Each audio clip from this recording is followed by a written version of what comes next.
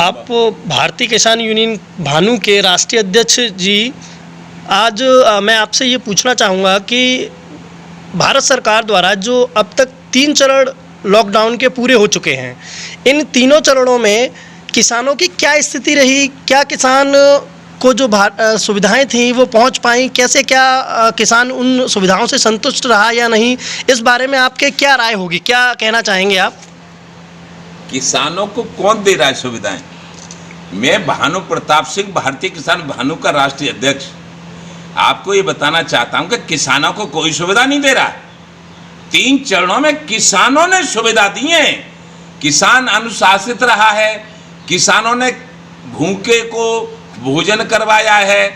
इनने तो, सरकार ने तो, देखिए मजदूर कौन है? मजदूर है 72 साल में किसान विरोधी नीतियों के कारण किसान के लड़के मजदूर हैं। कुछ दिन बाद हम भी मजदूर, हमारे भी लड़के मजदूर हो जाएंगे। क्यों?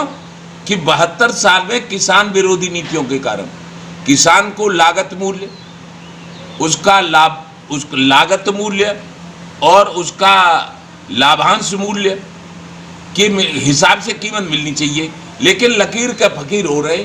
जिसने जो कीमत लगा दी, कांग्रेस कीमत लगाती थी 20 रुपया, 50 रुपया, 100 रुपया बढ़ाती थी, वो ये कर रहे हैं।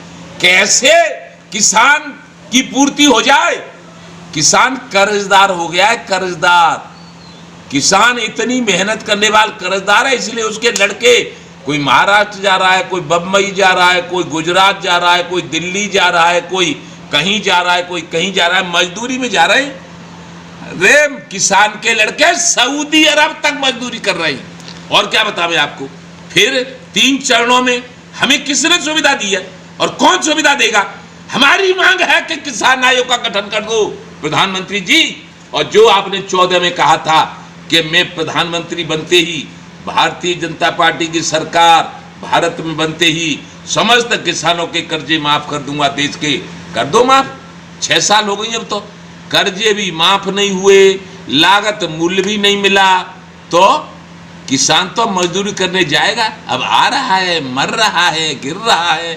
और हमने कहा है कि कम से कम इनको 1-1 करोड़ रुपया मुआवजे दे दो। हमारी मांग है किसान आयोग का गठन करो, देश के किसानों के सब कर्जे माफ करो, और मर जाए किसान तो 1 करोड़ मजदूर और किसान को दो।